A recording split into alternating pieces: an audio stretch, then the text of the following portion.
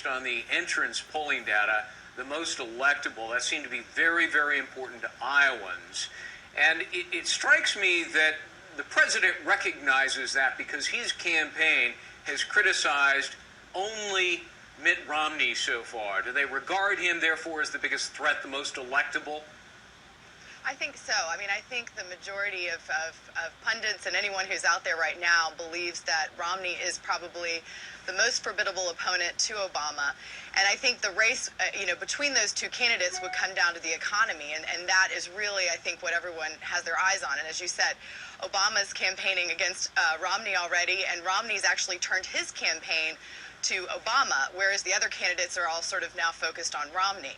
And I mean, I think in the case of Santorum, I think it's a flavor of the week issue. I mean, I think it's the same thing we saw if it were Gingrich. I don't know. If Iowa had happened about 3 weeks ago, I think it would be a very, very different outcome. And right now, it's been sort of who's the non-Romney candidate. I mean, we had 41% of voters coming in undecided into Iowa. And I think what happened is most of the undecideds moved to Santorum as their option, again, as their non-Romney option. Right. But Romney stayed very constant, and he has been throughout the entire primary season, and I think we'll probably continue to see the same. You know, Dick Morris was on our air this morning on Fox News, and, you know, Dee Dee, he made a very interesting observation. He said, look, I recognize that Rick Santorum put a lot of work into Iowa. That's not what won it for him. He was nowhere, 3 weeks ago. He was still in the low single digits. He said what happened is that every other anti-Romney candidate fell by the wayside. They rose and they fell precipitously. And Rick Santorum, according to Dick Morris, was just the last guy standing. That's all. I kind of think Dick Morris is wrong on that. I really do, because, look, I've got friends in Iowa. They love Rick Santorum because he really was sort of a native son. He earned it. He did it sort of like the movie Hoosiers, like the little team. I mean, he was the little guy, had no money, no resources. He earned it. I mean, Iowa, they rewarded him for that. And the ground game will be the air game every time, especially in Iowa. Yeah. What do you think about that, Marjorie? I mean, you saw everybody from Michelle Bachmann rise and fall to Rick Perry to Herman Cain to Newt Gingrich. There's nobody left here except for Rick Santorum in terms of the conservative wing of the party, the sort of anti-Romney candidate. Yeah, I mean, Ron Paul's the only one who didn't have his really 2 seconds of glory, but I don't think he's seen as really a true candidate. Half of his voters were independents. Ron Paul's were independents. Right, exactly. He's grabbed onto a very diverse group of followers. I mean, because he's got those that are all about the legalization of drugs and marijuana, the anti-war crowd. So he's got a very eclectic following, but in principle, he isn't consistent with conservative values, and it is not, I think, a valid candidate, an opponent. But I will say, I do think there is a combination of things. I think that Santorum drew social conservatives. He drew the evangelical and Christian votes and Catholic votes in Iowa. He worked really hard for Iowa, but I still do think that he is a case of the last man standing and flavor of the week. Yeah. Let's talk a little bit about Newt Gingrich. Let's assume he's going to stay in the race because he is, as some commentators have said, angry about what happened to him at the hands of the pro-Romney super PAC that mocked and ridiculed and demeaned him with all of these negative ads in Iowa and basically cut his support in half. He went from the front runner to 4th place, 13%, I think was his final tally. If he stays in the race, Dee Dee, is that good news for Mitt Romney because he sucks away votes from Santorum? In other words, Santorum and Gingrich kind of split that vote, that anti-Romney vote. Well, here's the thing. Romney won Iowa, and nobody thought that the moderate Mitt was going to win, but, he did. Good for him. That was a huge win for him, and the reason for that, the reason it's significant is because he's going to win New Hampshire. I mean, no one is going to beat Mitt Romney in New Hampshire. So he will be the only candidate who is not an incumbent to do that. I mean, he's going to make history. Sure.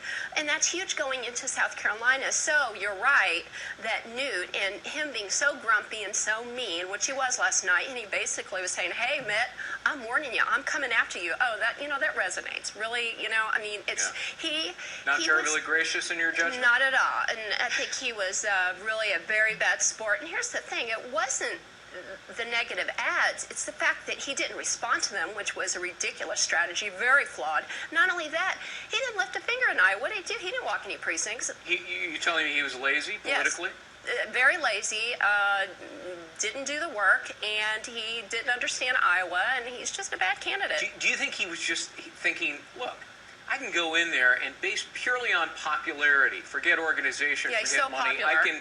I In his can own win mind. based on popularity. Yeah, in his own mind, he's that pompous. That's the problem. He thinks he can go and waltz into these debates, do a good job, and he is clever at the debates.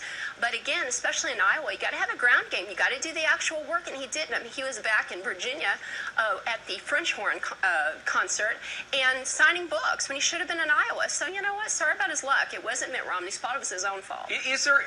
I mean, do you agree with that, Marjorie? That Newt Gingrich has had a bad campaign strategy and maybe born of laziness is Dee Dee's point? Well, I think the Gingrich that everybody was afraid was going to come out has come out. And things have got a little bit heated.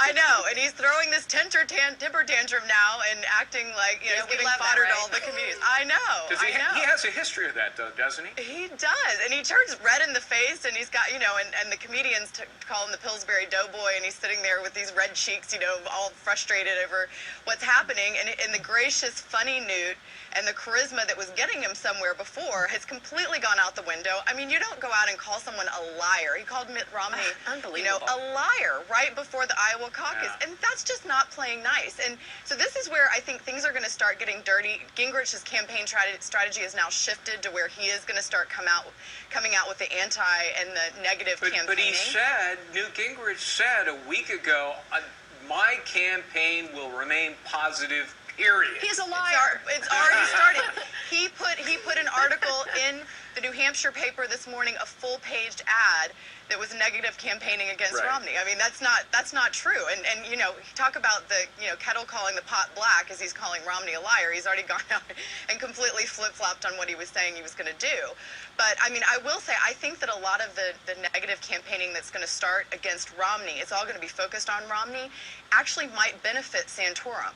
Because because no one ever looks good. When the negative ads start, it makes Romney look bad, it makes those who are coming after him look bad, and depending on how Santorum runs his campaign, there could be an opportunity for him there to sort of be the shining star. Yeah. I want to ask you about all the negative attack ads on Newt Gingrich, which really had, I think even he admits now, had a devastating impact on his candidacy. Charles Krauthammer, conservative columnist, Fox News contributor, made an interesting observation. He said you can call them negative attack ads, but he said Newt Gingrich has such a long and distinguished and prolific history of a negative record.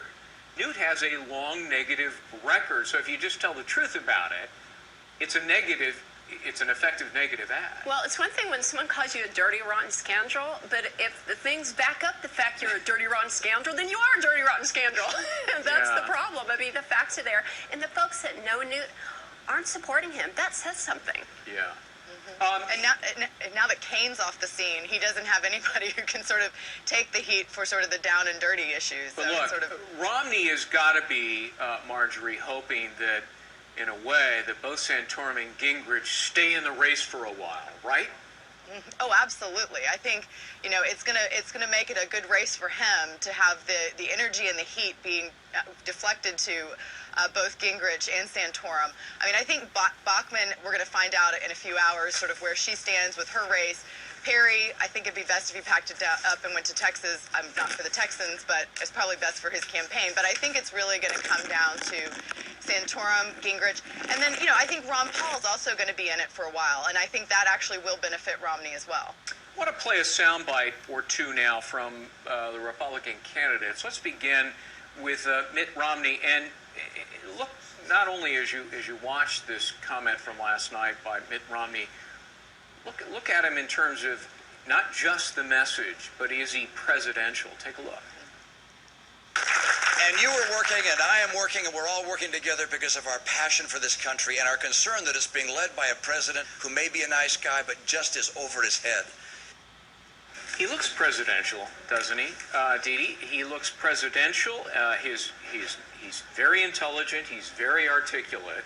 That goes a long way in presidential politics, doesn't it? Well, it definitely goes a long way when we're going to run against Barack Obama, who's maybe the best campaigner we've ever seen in modern time. Sure. And he is a great debater. He is a maker. He's a terrible president, but he's a great presidential candidate. You know, and we really can't count him out. They're going to have a ton of money, so we'd better put our best person forward. And believe that's Mitt Romney. In the last Fox debate, Mitt was fabulous. I mean, he really was presidential. I mean, he went from candidate Romney to President Romney. But his only mistake, Marjorie, if you can say it, and I think even he would admit it, was, you know, you don't make a $10,000 bet in Iowa where the average income is $40,000, right? Yeah, I don't know if that was his only mistake, because he's also done a number of interviews, for example, the one he did on Fox with Brett, that was pretty, made him a little bit unlikable. I think it's a likability issues with him. I think you're right. I think Romney is running for president, and the other candidates are running against Romney. And so it's sort of a different campaign right now. And so he's definitely got his sights on how do I beat Obama. And I think he comes across as presidential, but it's the likability issue. And in the end, Sure. people vote for those that they like. And He's I think getting it's that better, one. though. He is. He's I think he getting better. learned from the Brett Baer interview, which, by Agreed. the way, was a wonderful interview by our colleague Brett Baer here at Fox News. But I think Mitt Romney may have learned from that. I also think he's got an asset in Ann Romney. I was watching her last absolutely. night, and she was speaking before one of the caucus precincts, and she was just wonderful. She warms him and makes him more endearing. She humanizes Mitt Romney. Versus the mistress. I mean, you know, he married the mistress. I mean, you think we want that this first lady for Newt? I mean, that's another thing that's not good. I mean, it just is what it is, right? Yeah. And Anne is just. So you think Ann's an wonderful lady. asset, don't you, Marjorie?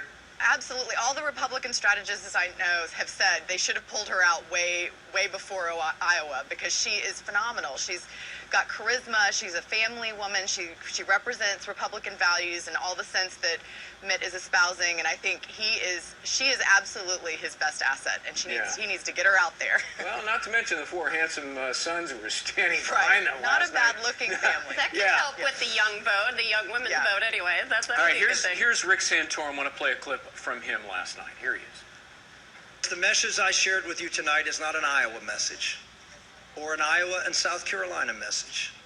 It is a message that will resonate across this land. It will resonate, I know, in New Hampshire, because you think I've been in Iowa a lot. I've been to New Hampshire 30 times and have been more times and done more events than anybody but John Huntsman, and he cheats, he lives there. We will be in New Hampshire. We'll leave tomorrow. We'll spend our time there, and with your help and God's grace, we'll have another fun night a week from now. God bless you. Marjorie Clifton, Rick Santorum, he's presidential as well, isn't he? Pretty attractive candidate, both in terms of message and presentation. Yeah, I think he's got the look and the charisma in that sense. I mean, I don't know that he has the track record and the popularity that Romney does in terms of being enough of a candidate against Obama. The other is, you know, Santorum appeals to the uber conservatives, and you know, when it comes down to the actual race, we're going to have all of the undecideds, we're going to have the more centrists, and that's where I think Romney might be a better option for the broader base of Republicans. So the race is not only in states like, you know, South Carolina and in Georgia and in New Hampshire. So it's going to be interesting to see as the primaries go on how Santorum plays out. Yeah, it's been said, Dee Dee, of Rick Santorum, that he doesn't wear well. In fact, he got trounced in his last senatorial bid by Bob Casey in Pennsylvania. He's been out of politics for a while. And the other criticism of him, he's sort of a one-note Johnny.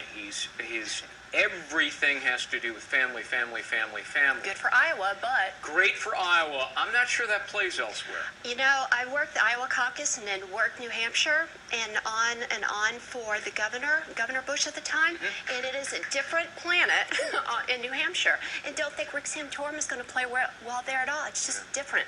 You know, the way to the right-winger, vest-wearing guy from Iowa isn't going to work because they don't even like to pick the Iowa person. It's sort of a rivalry. So, you know, let's give Rick Santorum his moment, but I think this is it. All right. Marjorie Clifton, thanks very much for being with us. Great to see you. Sure, thanks. And check out govote.com, because I'm actually the national editor for there, and they've got the dashboard for all the political insights. GoVote.com. I'm going to check it out. GoVote.com. All Yeah. right.